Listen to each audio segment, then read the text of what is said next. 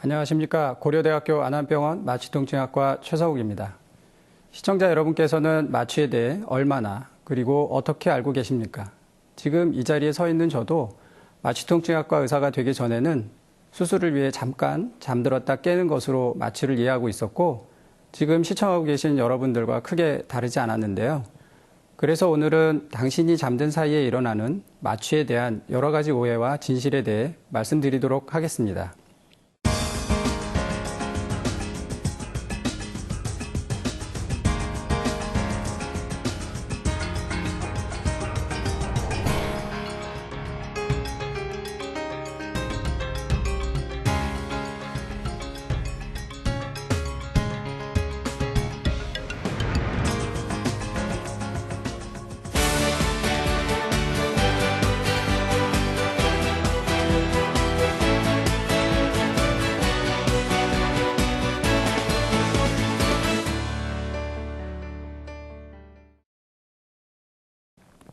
아마도 대부분의 사람들은 통증 외래를 보시는 몇몇 분들을 제외하고는 마취통증학과 의사들을 병원에서 보실 수 없을 텐데요. 저희 마취통증학과 의사들은 수술실에서 환자의 수술이 무사히 끝날 수 있도록, 그리고 회복실이나 중환자실에서 환자가 무사히 마취해서 회복할 수 있도록 의식의 정도라든지 심혈관계의 변화, 호흡 상태, 출혈, 체온의 변화 등 모든 것들을 모니터하고 관리하고 있습니다. 평소 건강할 때는 아마도 이러한 마취에 대해서는 거의 관심이 없으실 것입니다. 간혹 마취 사고에 대한 뉴스를 접하는 것 외에는 자신의 일이 아니기 때문이죠. 하지만 만약 수술이라도 받게 되는 경우에는 어쩌면 수술보다 더 무섭고 막연한 것이 되기도 합니다. 그럼 마취란 무엇인지부터 알아볼까요? 마취란 약물 등을 이용하여 의식과 감각을 없애고 동시에 운동 능력과 일부 반사 능력을 잃게 하는 것으로 수술을 받는 환자에게 일어날 수 있는 전반적인 생명징후 변화를 정상 상태로 유지, 관리하는 의료 행위입니다. 한마디로 요약하면 수술하는 동안 환자의 안전을 지키는 것이라고 할 수 있겠습니다. 크게 전신마취, 부위마취, 그리고 국소마취로 나눌 수 있는데요. 전신마취란 말 그대로 온 몸을 마취하는 것이고, 부위마취는 주로 배꼽 아래 하반신, 팔 혹은 다리 등 신체 일부를 마취하는 것입니다. 주로 제왕절개술 마취, 치질 수술, 그리고 팔, 다리에 국한된 수술을 할 때 주로 사용합니다. 국소 마취는 특정 부위의 말초신경을 단시간 마취하는 것으로 우리가 응급실에서 상처를 봉합할 때 주로 국소 마취제를 투여해서 상처 부위만 아프지 않도록 하는 것이 이 국소 마취가 되겠습니다. 또 환자분들이 수술 전에 마취에서 깨어나지 못하지는 않을까 걱정 섞인 질문을 많이 하시는데요. 최근에 한 연구에 의하면 전신 마취를 받는 환자의 85%가 불안을 느낀다고 합니다. 가장 걱정하는 것은 마취에서 깨어나지 못하는 것과 마취 중 사망하는 것이라고 합니다. 이 중에서 특별한 이유 없이 마취에서 깨어나지 못하는 경우는 지금까지 전 세계적으로 10건 정도 보고된 아주 드문, 즉 거의 일어나지 않는 일이라고 생각하시면 되겠습니다.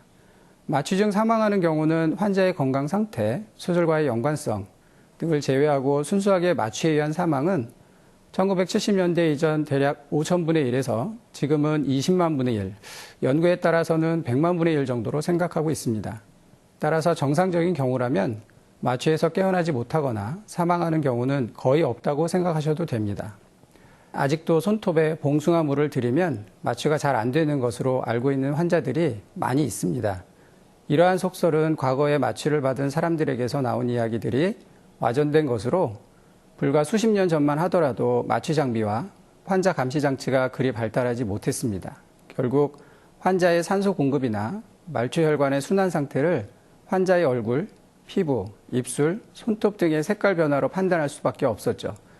따라서 수술 전에 화장이나 매니큐어를 지우도록 한 것이 봉숭아물은 지울 수 없으니까 봉숭아물을 들인 경우 마취가 안 된다는 오해가 생긴 것이라 생각됩니다. 물론 지금은 마취 기술 및 장비가 발달해서 전혀 문제가 되지 않습니다. 전신 마취를 하면 머리가 나빠지지 않나요? 수술을 받기 전에 전신 마취를 하면 기억력이 떨어지거나 머리가 나빠지지 않는지 궁금해하는 경우가 많은데, 아주 나이가 많거나 아주 어린 환자들을 제외하고는 젊은 사람들에게는 특별한 영향을 미치지 않습니다. 일부 연구에서 전신 마취를 받은 2세 이하의 아이들이 나중에 전신 마취를 받지 않은 아이들보다 학습 능력에 장애가 생기고 주의력 결핍, 과잉 행동 장애 등이 더 많이 나타난다고 보고되어 있기는 합니다만 어린 나이에 수술을 받을 만큼 환아의 건강 상태가 좋지 않았을 수도 있고 동반 질환 및 수술에 의한 영향도 배제하기 힘들기 때문에 순전히 마취 단독의 영향으로 보기는 어렵습니다. 65세 이상의 노인에서 수술 3개월 후 인지기능 장애가 10%에서 많게는 30%까지 발생한다는 보고는 있습니다. 이 경우 심장수술 등 큰 수술에서 발생률이 높다고 되어 있으며 인지기능 장애의 가장 큰 위험 인자는 역시 나이라고 볼 수 있습니다. 하지만 이 외에는 대부분의 경우 마취제가 뇌로 가는 혈관의 혈류량, 뇌 조직의 대사 또는 기타 다른 조직 등에 일시적으로 영향을 미치는 것으로 뇌세포의 기능이 정상적으로 유지될 수 있는 생리적인 범위 내에서 마취제의 작용이 이루어지고 있기 때문에 걱정하지 않으셔도 됩니다. 간혹 수술 후 건망증이 생긴 것을 마취로 인해 후유증이나 부작용으로 인해 머리가 나빠졌다고 생각하는 사람도 있는데요. 이는 스트레스나 다른 원인으로 인해 건망증이 생긴 것이지 마취를 받았다고 해서 머리가 나빠진 것은 아닙니다. 아직도 가끔 수술을 잘 견디려면 든든히 먹어야 한다고 생각하시는 분들도 계시고 특히 아이를 낳으러 병원에 입원하는 산모의 경우에는 아이를 낳는 동안 힘도 써야 하고 병원에 입원하면 굶긴다는 소문으로 인해서 시어머니나 친정어머니가 병원에 가려면 많이 먹고 가야 한다. 그래서 병원에 입원하기 전에 많이 드시고 오시기도 합니다. 하지만 우리 위에 내용물이 가득한 상태에서 마취를 시행할 경우 기도 반사가 없어지는 무의식 상태에서 구토를 하거나 심한 경우 위에 있는 내용물이 역류하여 음식물과 위산이 기도와 폐로 들어갈 수 있고 그렇게 되면 치사율이 매우 높은 흡인성 폐렴이나 기도 폐쇄 등의 위험한 합병증이 발생할 수 있습니다. 따라서 위의 내용물을 비우기 위해 수술 전 일정 시간 동안 금식이 필요합니다. 금식 시간은 나이와 음식물의 종류에 따라 다르기는 하지만 일반 성인의 정상적인 식사라면 통상 8시간은 지켜야 합니다. 나이가 어리거나 금식 시간이 충분하지 않을 경우 음식물을 먹은 시간과 종류를 마취통증학과 의사에게 반드시 알려서 마취 방법과 합병증에 대해 충분히 상의해야 하겠습니다. 마취 전 반드시 금연을 해야 하나요? 이것도 많이 받는 질문 중에 하나인데요. 흡연은 암을 포함한 여러 가지 질병의 발생을 증가시키기 때문에 흡연자가 수술을 받는 확률이 높다고 예측할 수 있습니다. 정상적으로 기관지에는 기관지 분비물을 제거하는 선모 운동이 계속적으로 일어나고 있는데 흡연은 기관지 분비물을 증가시킬 뿐만 아니라 분비물을 배출하는 선모 운동을 억제해서 결국 증가된 분비물이 제거되지 못하게 되고 점점 축적되어 작은 기관지들이 막히게 됩니다. 이로 인해 수술 후 폐렴, 무기폐 등의 폐합병증의 위험을 증가시킬 수 있습니다. 또한 흡연은 기관지 자극에 대한 반응성을 비흡연자보다 증가시키기 때문에 마취 중 기관지 경련 발작으로 인한 호흡 마비를 일으킬 위험도 증가하게 됩니다. 따라서 적어도 수술 전 최소 1, 2주는 금연을 해야 합니다. 수술 전 평소 복용하던 약물은 어떻게 해야 하나요? 평소 복용하던 대부분의 약제들은 수술 당일에 복용해도 괜찮습니다. 오히려 고혈압 약제는 갑자기 중단할 경우 수술 전후로 고혈압, 심근허혈 등의 위험성 때문에 앞서 말씀드린 금식해야 함에도 불구하고 소량의 물과 함께 복용을 권하고 있습니다. 하지만 일부 약제는 마취에 사용되는 여러 약제들과 상호작용을 일으켜서 마취제나 마취 보조제의 약물 작용을 증가시키거나 작용시간 연장 등을 가져올 수 있고 또 복용 약물 자체에 의해 부작용 등이 발생할 수도 있습니다. 따라서 환자 자신의 안전을 위해서 복용하고 있던 약물이나 과거 약물에 대한 알레르기 반응 등을 미리 마취통증학과 의사에게 알려야 하겠습니다. 지금 생리기간인데 전신 마취를 해도 괜찮을까요? 아주 가끔은 여성 환자들 중 수술하려고 입원했을 때 생리를 한다며 전신 마취가 가능한지 질문을 하는 경우가 있습니다. 대개 미리 날을 잡고 휴가도 내서 하는 수술일 경우 연기하기도 힘들고 게다가 연기할 수 없는 응급수술이라면 적지 않게 당황하게 됩니다. 이론적으로는 생리 시 호르몬의 영향으로 혈관이 확장되고 출혈 경향이 증가합니다. 또한 논란의 여진이 있지만 생리기간이나 환자에 따라 수술 후 구역, 구토가 증가할 수도 있고요. 하지만 생리와 전신마취는 크게 문제가 되지 않기 때문에 오히려 출혈이 많을 것이라 예상되는 수술이거나 수술 후 장기간 움직일 수 없는 경우 등 수술에 따라서 피하는 것을 결정하는 것이 좋겠습니다. 평소 술을 많이 마시면 마취가 잘 안 되나요? 우리나라는 술에 대해 지나치게 관대한 문화를 가지고 있습니다.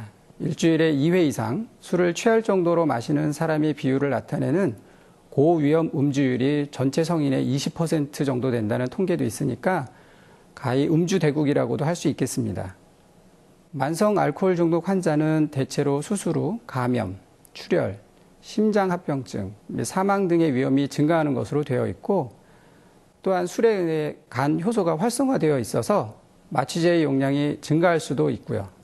저희는 이런 경우를 마취가 잘 안 된다고 표현합니다. 또한 간 기능에 이상이 있는 경우에는 마취 약제로 인해 간 손상이 더욱 악화될 수도 있습니다. 이와는 반대로 급성 알코올 중독 환자는 술이 마취와 비슷한 작용을 하기 때문에 마취가 더욱 깊어져서 위험할 수도 있습니다. 마취 4주 전부터 술을 마시지 않으면 위험을 급격하게 줄일 수 있고 최소 3, 4일이 지나야 술이 해독되기 때문에 적어도 이 기간 내에는 금주하는 것이 좋겠습니다. 최근 마취 사고에서 많이 나타나는 수면 마취란 무엇인가요? 최근 연예인들의 프로포폴 불법 투약이라든지 성형수술 후 사망하는 경우와 자주 연관이 되는 수면 마취란 정확한 용어는 아니지만 1990년대 초반 일부 성형외과에서 국소 마취로 수술을 진행할 때 환자의 불안과 통증을 줄일 목적으로 수면 마취제를 투여하면서 시작되었다고 볼 수 있습니다. 또한 수면 내시경이 보편화되면서 점차 환자들의 요구도 증가하고 있고요. 하지만 수면 마취 역시 넓은 의미에서는 전신 마취의 일종이고 환자에 따라 또는 투여되는 약물의 속도나 양에 따라 언제든지 호흡 억제 또는 호흡 정지가 발생할 수 있습니다. 이때 적절한 처치가 안 될 경우 사망에 이를 수 있기 때문에 전 세계적으로 환자의 안전을 위하여 마취통증학과 의사에 의해 시행하는 것을 권하고 있습니다. 지금까지 많은 일반인들이 궁금해하거나 잘못 알고 있는 마취에 관한 오해와 이에 대한 진실에 대해 말씀드렸습니다. 정리하자면 마취는 마취통증학과 의사에 의해 시행된다면 지극히 안전하기 때문에 환자분들은 본인의 과거 병력, 복용하는 약물 등에 대한 정보를 정확히 제공해 주시고 금식이나 금연, 금주 등을 지켜주시기만 하면 되겠습니다. 시청해 주셔서 감사합니다.